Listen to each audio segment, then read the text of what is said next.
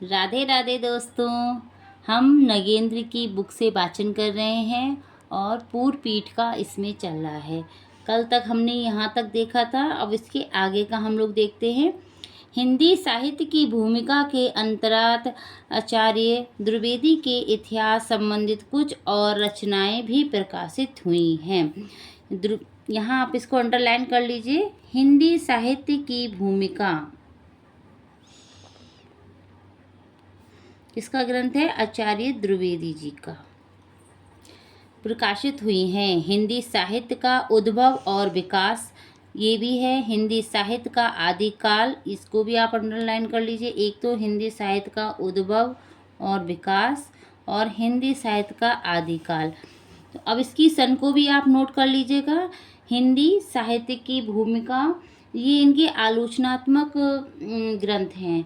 हिंदी साहित्य की भूमिका इन्होंने 1940 ईस्वी में लिखा और हिंदी साहित्य का उद्भव और विकास ये इन्होंने 1952 में, और हिंदी साहित्य का आदिकाल इसको भी इन्होंने 1952 में लिखा। तो इसको आप नोट डाउन कर लीजिएगा कहीं पर। आदि इनमें इन्होंने अपने तद विषयक विचारों को और अधिक व्यवस्थित एवं पुष्ट रूप में प्रस्तुत किया है। और हाँ, यहाँ पे हम एक और भी बात बताना चाहते हैं, वो जो आप नोट डाउन कर सकते हैं। इस आचार्य हजारी प्रसाद द्विवेदी ने पहला कवि किसको माना है? अब्दुल रहमान को, जिनका समय है 12वीं शताब्दी से 13वीं शताब्दी। अब्दुल रहमान की प्रथम रचना कौन सी है? संदेश रासक। ये भी आप इसमें नोट डाउन कर लीजिएगा। इसके आगे चलते हैं। इस प्रकार हम देखते हैं कि हिंदी साहित्य की इतिहास की विशेषता मध्यकालीन काव्य के स्रोतों व पूर्व परंपराओं के अनुसंधान तथा उनकी अधिक सहानुभूतिपूर्ण व यथातथ्य व्याख्या करने की दृष्टि से आचार्य द्विवेदी का योगदान अपरिमित है। वस्तुतः पहले व्यक्ति हैं जिन्होंने आचार्य शुक्ल की अनेक धारणाओं और स्थापनाओं को चुनौती देते हुए उन्हें सबल प्रमाणों के आधार पर खंडित किया है। साथ ही उनकी युग रुचिवादी एकांगी दृष्टिकोण के समानांतर और परंपरागत दृष्टिकोण को स्थापित करके उन्होंने हिंदी साहित्य के अध्येताओं के लिए एक व्यापक एवं संतुलित इतिहास दर्शन की भूमिका तैयार की। वैसे वैज्ञानिक दृष्टि से देखा जाए तो किसी भी घटना, रचना या धारा की शुद्धि विकासवादी व्याख्या करने के लिए परंपरा और युग स्थित दोनों पक्ष ही विचारणीय हैं। आचार्य द्विवेदी ने जहां परंपरा पर बल दिया, वहीं आचार्य शुक्ल ने युग स्थिति पर। अतः कहा जा सकता है कि दोनों के मत इस दृष्टि से एक दूसरे के पूरक हैं। आप इसको भी अंडरलाइन कर लीजिए। आचार्य द्विवेदी ने क्या कहा है? आचार्य द्विवेदी ने जहां परंपरा पर बल दिया, वहीं आचार्य शुक्ल ने युग स्थिति पर बल दिया है। लेकिन दोनों के मत एक दृष्टि में के पूरक हैं। जहां एक ऐतिहासिक चेतना एवं पूर्व परंपरा के बोधक की बात है, निश्चय ही आचार्य द्विवेदी हिंदी के सबसे अधिक सशक्त इतिहासकार है। पूर्ववर्ती सांस्कृतिक और धाराओं, सारणियों और पद्धतियों का जैसा गंभीर अनुशीलन उन्होंने किया तथा मध्यकालीन जनमानस की भावना धाराओं में जैसी गहरी डुबकी उन्होंने लगाई है। किन्होंने लगाई है? आचार्य द्विवेदी की बात हो रही है यहाँ पर, तो आप इसको अंडरलाइन कर लीजिए। पूर्ववर्ती सांस्कृतिक धाराओं, सारणियों और पद्धतियों का गंभीर अनुशीलन उन्होंने किया। मध्यकालीन जनमानस की भावधाराओं में जैसी गहरी डुबकी उन्होंने लगाई, वैसी किसी और के लिए संभव नहीं। यहाँ तक अंडरलाइन कर लीजिएगा।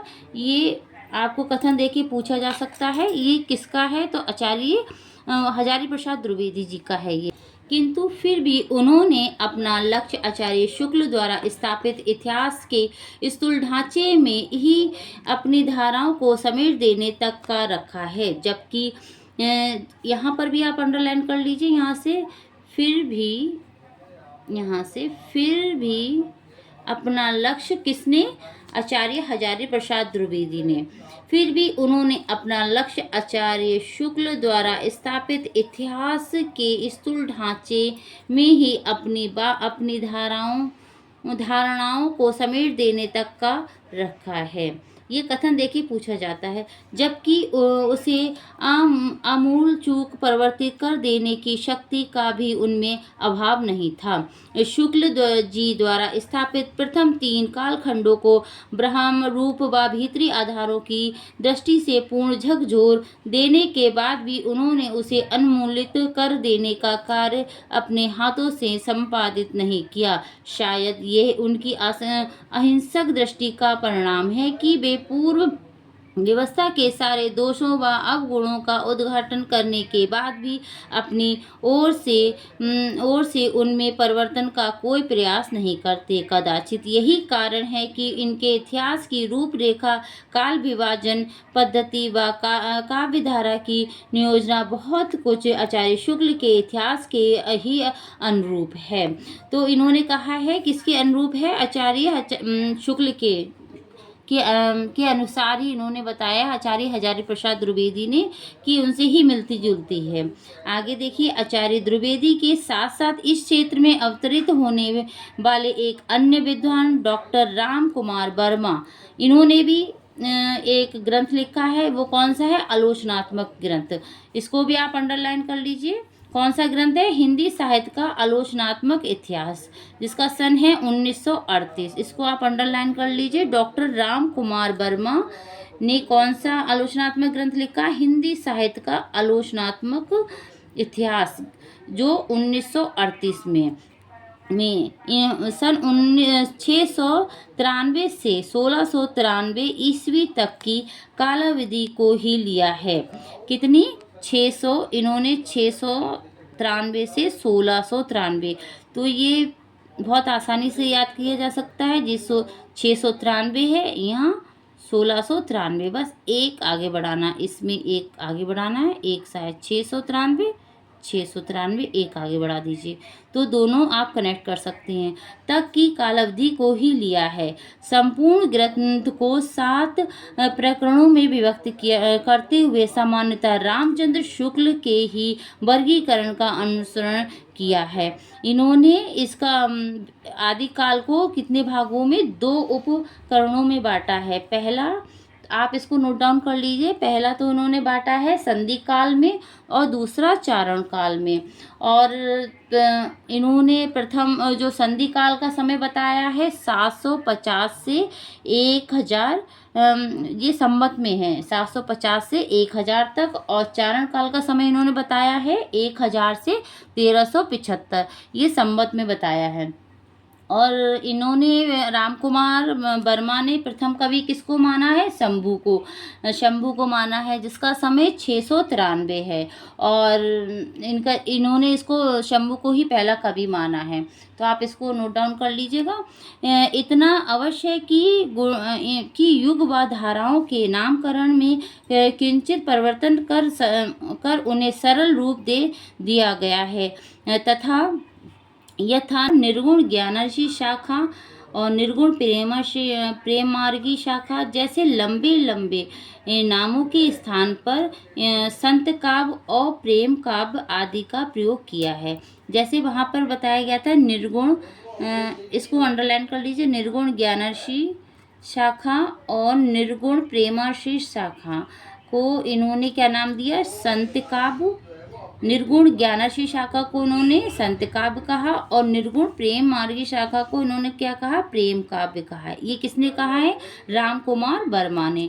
आदि का प्रयोग किया गया है जो अधिक सुविधाजनक है। वीर गाथा काल को चारण काल की संज्ञा देने के अतिरिक्त उनसे पूर्व एक संधि काल और जोड़ दिया गया। इन्होंने 2 नाम दिए, अभी मैंने बताया था आपको। राम कुमार वर्मा ने क्या नाम दिया वीरगाथा काल को, एक तो संधि काल कहा और दूसरा चारण काल जोड़ दिया गया। यद्यपि इस समय तक अपभ्रंश और हिंदी का भेद भली भांति स्पष्ट हो चुका था तथा स्वयं डॉक्टर वर्मा ने भी 2 को भिन्न भिन्न नामों से नाम है। फिर भी अपभ्रंश के सिद्ध जैन व नाथपंथियों कवियों की वाणी को हिंदी साहित्य में स्थान देने का वे भी लोग सवरण नहीं कर पाए। इतना ही नहीं, उन्होंने शंभू को, जो पहले अपभ्रंश के सबसे पहले कवि हैं, जैसे यहाँ पे मैंने भी आपको बताया था, शंभू को ही इन्होंने पहला कवि बताया है, जो अपभ्रंश के सबसे पहले